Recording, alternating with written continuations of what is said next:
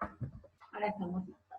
Hola a todos y todas, espero que estén muy bien. Este videito que les voy a grabar tiene la finalidad de compartir con ustedes algunas de las ideas que, que fueron dando origen al recorrido de nuestro seminario de educación popular y masiva, y sobre todo retomar los contenidos de la clase número 1 y de la clase número 2, porque me interesaba compartir con ustedes y de alguna manera hacer una pauta de lectura que los ayude a realizar este inicio del seminario.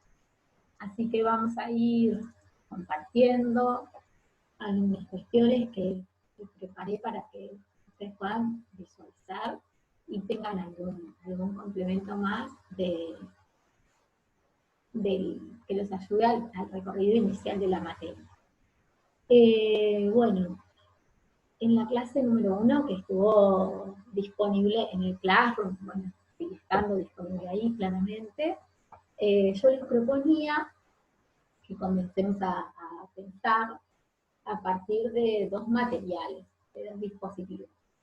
Por un lado, trabajamos con un texto, que es un texto de John B. Thompson, para trabajar la relación que él establece entre el proceso de inicio de la sociedad mediatizada y la modernidad europea, ¿sí?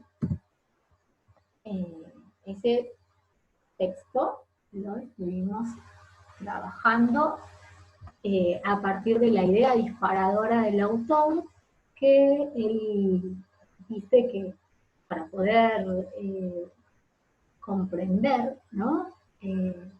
Las transformaciones propias de la modernidad, es sumamente importante, en este caso, vincularla con una de las tecnologías de comunicación que cambió el modo de vincularnos, ¿sí? Y está hablando en ese contexto de la fundación de la imprenta como una tecnología social que va a permitir el desarrollo de una sociedad mediatizada. ¿Sí? ¿Por qué digo que va a permitir? Que las transformaciones que la imprenta introduce en términos de institución, de tecnología y de prácticas sociales, va a configurar esa posibilidad de que la comunicación deje de ser pensada, ¿no? Vivida en un cara a cara y comience a poder ser pensada, vivida y sentida, mediada por las tecnologías. Bien. En este texto en particular, el autor se va a centrar en describir las principales transformaciones entre la Edad Media y la modernidad, y va a tomar como escenario de análisis la modernidad europea, ¿sí? Nosotros como una invitación y como una perspectiva de la materia, perdón, estaba acomodando una palabrita, como una invitación y una perspectiva de la materia, digamos, como poner en tensión esto de la modernidad y pensar en lo moderno, ¿sí? En un sentido plural, ¿sí? Entonces pensar el contexto de las modernidades. ¿Por qué pensar el contexto de las modernidades significa un desplazamiento? Porque cuando nosotros narramos el proceso histórico de la modernidad en singular, lo narramos como si fuera una totalidad, ¿sí? Que de hecho tuvo la pretensión de ser una totalidad, pero hubo muchísimas prácticas, entre ellas las que nosotros vamos a destacar, como el autor de la clase número 2, son las prácticas de la resistencia, ¿sí? Pero desde el proyecto de la modernidad, que se pensó universal y universalizante, ¿sí? Si bien ha tenido esa característica y ha sido, se ha expandido de Europa al resto de Occidente, ¿sí? Lo que a nosotros nos interesa es recuperar justamente que fue un proceso y que ese proceso ha sido constructivo y que no podemos narrar a la modernidad en términos singulares porque estaríamos dejando de lado un montón de procesos que la resistieron y la resistieron desde un comienzo. No solamente ahora a la luz de los movimientos sociales que conocemos más desde la década del 70 en adelante, sino que siempre hubo resistencia, a pesar de que muchas veces no han sido narradas. ¿Sí? No han sido narradas ni por la historiografía, ni por la antropología, han sido borradas de la historia nacional y también han sido borradas de discursos de los medios, por situar también un campo que nos interpela a nosotros y el cual queremos conocer para intervenir, ¿sí? Entonces, bueno, en la primera clase, a mí me gustaba que empezáramos como a pensar en esa transición y las principales características en el tránsito de a la modernidad, pensarlo como un proceso, y bueno, sobre todo esta idea, ¿no? Para pensar lo fuerte que el proceso civilizatorio de la modernidad, no podemos excluir una tecnología de comunicación que tuvo mucho que ver y que abrió nuevos caminos, como ha sido la tecnología de la internet. Bien. También en esa primera clase yo les acerqué un material cortito y en términos narrativos y de lenguaje muchísimo más actual que la imprenta, porque es de una producción en YouTube, pero que, ¿por qué nos interesaba este material? Porque tiene muchas alusiones y muchas referencias a la cultura popular y a la cultura masiva. Y fíjense que las narra en clave de ubicación respecto del país. Entonces ahí tenemos como esa relación entre lo masivo, lo popular, el centro, la periferia, la unificación cultural de la nación. Me parecía que el video, sin quererlo claramente, porque no es un material pensado para acá, nos venía como a traer estas tres articulaciones. Lo popular, lo masivo, en diálogo con el Estado y la cultura nacional. Así que me parecía como disparador que estaba bueno ir por ese lado. Entonces, estos eran como los dos materiales que les proponía en esta primera clase. Para seguir este recorrido, vamos a sumar en la clase de hoy dos materiales más para trabajar. Uno es el capítulo El largo proceso de enculturación del libro de los medios a las mediaciones de Jesús Martín Barbero. Muestro la edición que yo tengo. Esta de los medios a las mediaciones. Esta es una reedición. La primera edición fue en 1983. Seguramente ya lo leyeron, ya deben estar cansados de Barbero, pero tenía muchas ganas de traerlo para esta primera parte del año en la cual vamos a describir lo más exhaustiva y crítica posible el contexto de la sociedad mediatizada, para desde ahí, ¿sí? Después de situarnos ahí, de hacer nuestros acuerdos como seminario, pasar a los temas propios que tienen que ver con la cultura popular y con la cultura catalana. Bueno, entonces vamos a contarles, esto lo van a ver en la actividad que les escribí en Classroom, pero hice una capturita de pantalla. Lo que vamos a hacer en una primera medida, incluso con los riesgos que se corren cuando uno intenta esquematizar, es intentar, ¿no?, pensar este tránsito entre la Edad Media y la modernidad, entre la Edad Media y lo moderno, las modernidades, como les decía, en varias dimensiones analíticas, ¿sí? Tomando un poco las que nos propone Thompson, pero también algunas que después nos va a ir sumando Barbero, ¿sí?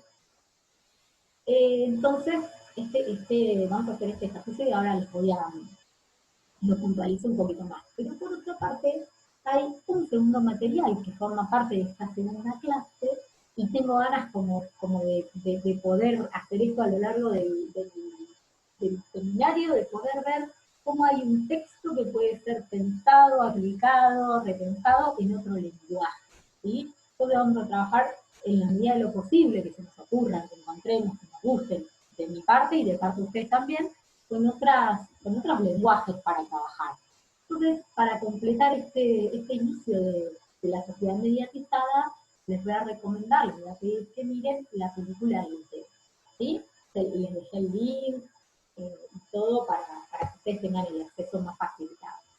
Entonces, vamos a trabajar con el texto de Thompson, con el texto de Barbero, con el texto de Lutero, y si les parece que algo del video de Guille nos ayuda, lo pueden poner como referencia también. No habla precisamente de este momento, pero si algo de ahí les sirve como referencia, lo pueden poner acá, al servicio de este cuadro. Vamos a encontrar un cuadro que tiene tres entradas. Por un lado las dimensiones, cómo esas dimensiones se plasmaban en la Edad Media y cómo en la modernidad las modernidades. Vamos a pensar lo económico, lo político, ¿sí? Lo coercitivo, eh, la dimensión cultural, ¿sí? Y en la dimensión cultural, lo simbólico, el poder cultural y simbólico, y por otro lado, los modos de organización de la vida cotidiana, ¿sí? Eso les propongo en el cuadro, lo van a encontrar como tarea. Entonces, esta es como la primera ilustración. Como les decía, ahora aprovecho cortito y les presento ya el trabajito que quiero que hagan.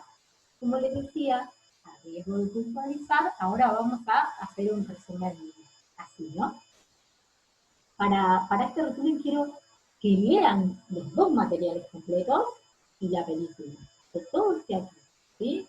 De la película, si les sirve poner una escena, si les sirve poner la relación entre un protagonista y otro, si les sirve poner un escenario, como ustedes quieran, lo introducen en el cuadro. Primeramente van a hacer este cuadro para conversar, para pensar, para buscar estas tensiones. Y después esto lo van a tener que, en un segundo punto, lo van a tener que escribir en un texto académico. Ahí les dejo unas recomendaciones de que hagan citas directas e indirectas de los textos y de la película. Presten atención a la construcción de un texto académico. Es decir, que puntualicemos elementos, pero que después los volquemos en un texto académico. ¿Para qué? Para practicar escritura, porque me gustaría que el trabajo integrador final de la materia, que después lo vamos a charlar, tenga que ver con esto, con la producción de un texto en términos académicos, que les sirva a ustedes para pensar como un disparador, que puede ser un producto comunicacional, nos habla de muchas tensiones entre lo popular y lo más. ¿Sí? Bueno, el autor que tenemos hoy, ahí les estaba mostrando el librito, la edición que yo tengo de este librito, es Jesús Martín Barbero, él es español, pero realizó toda su carrera a partir de la década del 70 en Colombia. Es semiólogo y trabaja en el campo de la comunicación, ¿sí? Seguramente lo leyeron, lo vieron y hoy lo vamos a revisitar a la luz de nuestra mente, ¿sí? En términos de comunicación sabemos que el trabajo ha sido absolutamente importante para los deportes, el campo de la comunicación, al menos en vamos a tomar hoy dos dimensiones de su trabajo, ¿sí? Por un lado vamos a tomar lo que él introduce, que es un desplazamiento, ¿no? Y que propone que para estudiar a los medios de comunicación no debemos reducirnos, ¿no? A estudiar sus modos de producción, sus discursos, tecnicidades, sino que lo que debemos producir como desplazamiento para entenderlos es dejar de mirar solo lo masivo para poder mirar las mediaciones culturales que hacen de esta trama narrativa masiva, ¿no? Y que se vincula, ¿no? Con lo que va a ser el campo de los estudios de la educación. En este desplazamiento para Jesús Martín Barbero, los receptores no son audiencias pasivas, son audiencias activas.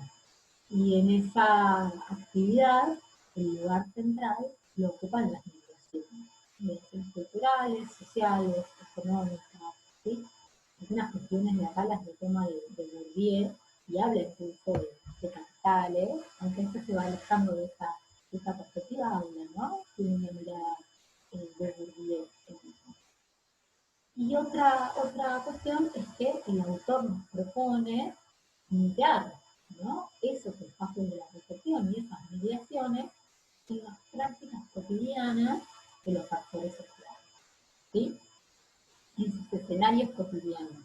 Por eso van a ver que todos los relatos de José Martín Barbero tienen que ver con el espacio de lo cotidiano, el mercado, el cine, el cementerio, ¿sí? ¿Qué pasa ahí y qué mediaciones culturales hay ahí para después vincular las tramas entre lo popular y lo masivo, ¿sí? Por otra parte, en este enfoque que nos propone el autor, mirar las prácticas sociales y un desplazamiento y sobre todo mirar las prácticas sociales en clave de resistencia. Y este autor nos ayuda mucho a corrernos de esa mirada universal y totalizante de la modernidad, ¿sí? Para introducirnos y para vincularnos con las prácticas de resistencia a ese proyecto moderno, ¿sí? Vamos a avanzar con algunos de los principales ejes del texto y acá, bueno, José Martín Barbero nos propone dentro de su texto pensar en algunas dimensiones características y propias que permitieron la consolidación del proyecto moderno, ¿sí? Una de esas tiene que ver con la centralidad del poder político, ¿sí? Con la integración vertical, ¿sí? Y con la unificación cultural, ¿sí? Como elementos clave de la construcción del Estado Nacional moderno, ¿sí? Un poder centralizado en oposición a multiplicidad de modos de organización que estaban mucho más presentes, ¿sí? Eso vamos a la que va del Estado Nacional, un territorio jurídicamente organizado con un poder central, ¿no? ¿Qué quiere decir eso? Una unificación vertical del poder, en la cual se construye un dispositivo mediante el cual los los factores devenidos en ciudadanos dentro del sistema del Estado Nacional moderno relegan sus relaciones de horizontalidad por una obediencia en términos de derechos y de obligaciones hacia un poder centralizado que es el poder del Estado, ¿sí? Y esto tiene una correlatividad con el ser nacional, el sentirse parte de un espacio nacional que trasciende a ese lugar de la vida cotidiana del lugar. Fíjense que siempre vamos a ir pensando en los factores, las relaciones entre transformaciones estructurales y prácticas sociales en las que esas transformaciones se fueron imprimiendo, ¿sí? Hay una frase que me gustó, que señalé y que viene en una tercera parte del texto, perdón, en una tercera parte del trabajo final, del trabajito que les presentaba ahí previamente, que tiene que ver con dar cuenta de algunas frases que el autor nos propone para pensar estas transformaciones y este texto. Entonces dice, esta primera frase dice, el sentimiento de incultura se produce históricamente solo cuando la sociedad acepta el mito de la cultura universal, ¿sí? Entonces, ¿qué quiere decir? Que para que cuando uno reniega de su propia cultura, siente que no tiene cultura, cuando se construye el mito de la cultura universal, y ese mito de la cultura universal produce el deseo, ¿sí?, de permanecer en esa cultura universal, ¿sí? ¿Dónde se plasma como la cultura universal? En el ser nacional, ¿sí? Fíjense que para construir, primero, esto lo vamos a trabajar después con mayor detenimiento, pero detrás de una concepción de cultura universal hay una jerarquización, ¿sí? De los diferentes modos culturales. ¿Sí? Las culturas no valen lo mismo. Hay una cultura a la que se debe llegar y para eso hay que dejar de lado los elementos culturales que no son los generan, que son los de la localía, los cercanos, los de las prácticas cotidianas. ¿Sí?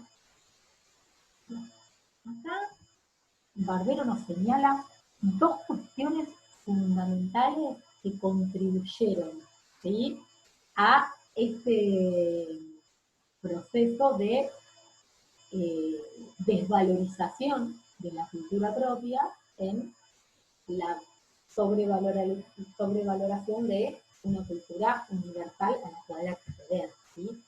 Entonces, hay dos dispositivos clave, después en el texto lo van a ver súper desarrollado, pero hay dos dispositivos clave, uno son las transformaciones en el sentido del tiempo y otro son las transformaciones en el sentido del saber. Transformaciones en el sentido del tiempo tiene que ver con erradicar todo el conocimiento que producía y se producía por fuera de la órbita del Estado, ¿no? Entonces, tiene que ver con el conocimiento de la cultura popular, con la oralidad, con la práctica, con los mitos, con lo que empieza a llamarse la brujería, ¿sí? Piensen también acá, que lo van a ver cuando construyan el cuadro, en la película de Lutero, el papel fundamental que tenía en la transformación del saber y del tiempo en la Iglesia Católica, ¿sí? Las transformaciones en el sentido del tiempo tienen que ver con un cambio en el modo de aprender, de comprender, de entender las dinámicas sociales muy sujetas al nuevo modo de organización económica y política que va a ser el capitalismo, ¿sí? El tiempo deja de ser el tiempo cíclico de la naturaleza y pasa a ser el tiempo productivo, ¿sí? Esta frase de estoy perdiendo el tiempo es una frase absolutamente moderna, ¿sí? El tiempo pasa a tener un valor, ¿sí? Y pasa a diferenciar el tiempo de producción, el tiempo en el cual no se está produciendo y que para el sistema capitalista refuerza esa frase de estoy perdiendo el tiempo. Bueno, volvemos a los sentidos de las transformaciones del saber y en las transformaciones del saber dejamos de lado en este proyecto todo lo que tiene que ver con el saber popular y las culturas populares para existir el saber en el saber científico y sobre todo en el saber de la razón, ¿sí? Y ese saber de la razón estaba difundido ahora sí por el Estado Nacional, ¿sí? Piensen ustedes que Barbero nos está hablando de eso que Thompson hablaba en Europa, se lo está apropiando y nos lo está explicando desde América Latina. O sea que hay un montón de tensiones y especificidades en un mismo proceso, en un continente y en otro, porque sobre todo hay de tiempo. Hay una parte del libro que está muy buena, que es el tiempo entre la producción del Estado como dispositivo y el Estado nacional. Pero bueno, les dejo acá un punto de partida para que ustedes ahonden. Para la unificación del poder del Estado fue necesario transformaciones en el sentido del tiempo y transformaciones en el sentido del saber. Bien, vamos a pensar ahora en otra de las pistas interesantes del texto de Barbero que tiene que ver con las resistencias, ¿sí? Lo que el autor nos propone es que en toda práctica de resistencia no podemos reducir lo que vemos y la práctica en sí misma, cómo se presenta, a una mera lucha económica, ¿sí? Para Barbero, lo que estaba en disputa en cada una de las luchas cotidianas era la resistencia por un orden cultural que se quería imponer, ¿sí?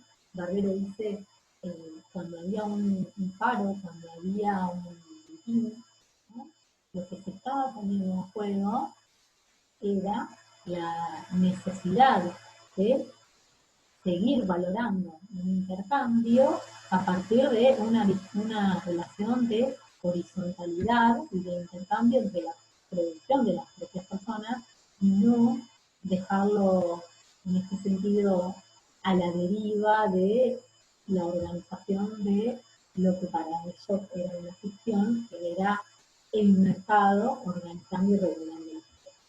¿sí? Entonces, detrás de una huelga o detrás de una manifestación, lo que hay es un modo de resistencia a prácticas culturales y a modos de entender y cómo se debería seguir llevando adelante un intercambio.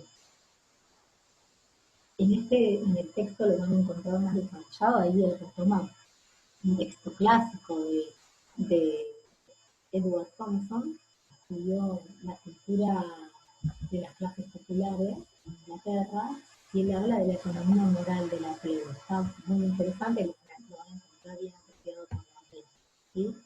Estas prácticas de resistencia que también tienen que ver con manifestaciones como la burla, el carnaval, eh, los scratches en espacios públicos, ¿sí?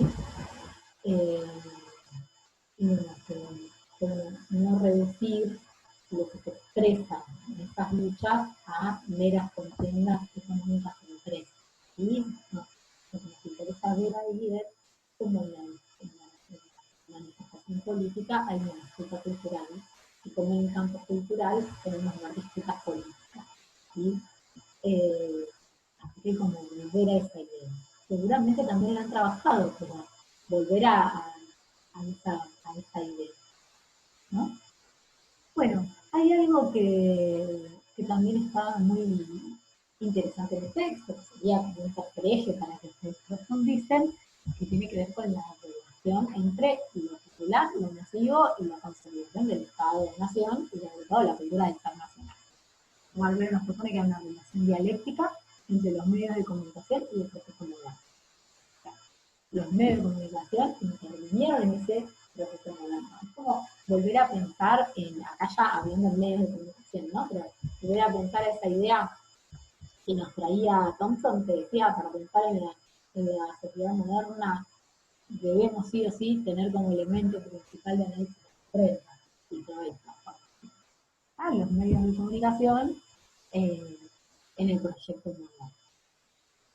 Bueno, las reconfiguraciones culturales, ¿sí? A partir de una construcción de la cultura masiva y la circulación de las culturas populares en una escala más allá. Esto lo vamos a ver por ejemplos más concretos, pero la idea es, ¿qué posibilitan los medios de comunicación? ¿Sí? Son, por un lado, ayudan a esa percepción y esa necesidad de reconocerse en una cultura mayor que la que nos queda cerquita, que la del territorio. ¿Sí? Por otro lado, ponen en circulación, ¿no? O sea, disponen, ¿no? En circulación los modos de ser de diferentes espacios locales. Porque nosotros conocemos, ¿sí? Culturas populares sin estar cerca, sin haber visto, sin haber interactuado. Porque los medios de comunicación contribuyen a generar una mirada social. Y ahí hay un tema que vamos a analizar a lo largo del seminario, que es desde qué perspectiva estas culturas populares son narradas y puestas en circulación en un discurso propio de lo masivo. Es decir, ¿de qué modo lo masivo narra a lo popular y así contribuye? ¿Qué refuerza de esa sociedad? Bien. Otro tema importante que me interesa pensar es los desplazamientos que este texto va introduciendo. Y como fuimos comentando, pensar a la cultura en clave política y a la política en clave cultura, pensar en la relación dialéctica entre los medios de comunicación y las culturas nacionales. Hay una frase central que me parece muy importante, que es, en un momento el autor dice que para lograr una centralidad política y una unidad de mercado fue necesario, creo que la señalé más adelante, fue necesario una unificación cultural. Y volvemos a una unificación cultural, y es lo que da como el título del capítulo, ¿no? El largo proceso de enculturación. Entonces, en su título, el largo proceso, nos da la pauta de que no ha sido un proceso absoluto absolutamente de dominación, sino que es un proceso en el cual ha habido resistencia. Y para esto, Barbero introduce el concepto de hegemonía, que él lo toma desde Gramsci, hace una interpretación del concepto clásico de Gramsci, a la luz de otras lecturas propias de los estudios culturales. ¿Sí? Él apropia estudios culturales británicos desde la realidad de América Latina. Entre otros recorridos teóricos, hoy el nombre que había referencias a la que, bueno, para pensar el carnaval hay muchas referencias a Racine, para pensar la relación entre quien domina el campo de la estrategia y quien disputa en el campo de la táctica, hay muchas referencias a Sarko. Van a encontrar un montón de autores que quizás sintetizados de la que seguro los leyeron, que seguro los conocen. Que más allá de la complejidad del texto, entrenle con cariño, que seguro van a encontrar cosas conocidas. Bueno, entonces les decía que, fíjense, el subtítulo de la obra es Comunicación, Cultura y Economía. Y ahí van los desplazamientos. Ya comunicación no es medio, es cultura y es economía. No es solo dominación, sino que también son prácticas de apropiación y de resistencia. Y después quería como recomendarles una bibliografía para que ustedes pongan intención, en diálogo, o para que la recuperen si es que ya la vieron, textos de Anderson que hablan sobre comunidades imaginadas, para que incluso Thompson ha discutido parte de este autor, textos de Sarko, con el que lo podemos relacionar. Hay un texto interesante de Julio Hernández, cuando estudios de las culturas populares en la década del 80 en América Latina, me gustaría que lo retomemos en próximas clases, que está interesante. También me gustaba que retomen un texto de Terán sobre historia de las ideas en Argentina para ver cómo se pensó el Estado-Nación y cómo terminó siendo nuestro Estado-Nación. Y el texto de Thompson que les mostraba como un ejemplo, que es el de la formación de la clase moderna. Y ahí habla de las culturas populares europeas en el inicio de la modernidad y sus resistencias. Bueno, esta bibliografía es ampliatoria, algunas cosas vamos a ir retomando y viendo en próximos encuentros, pero me gustaría mucho que las tengan presentes, que las busquen, tal vez haya varias cosas que ustedes ya trabajaron. Bueno, vamos a...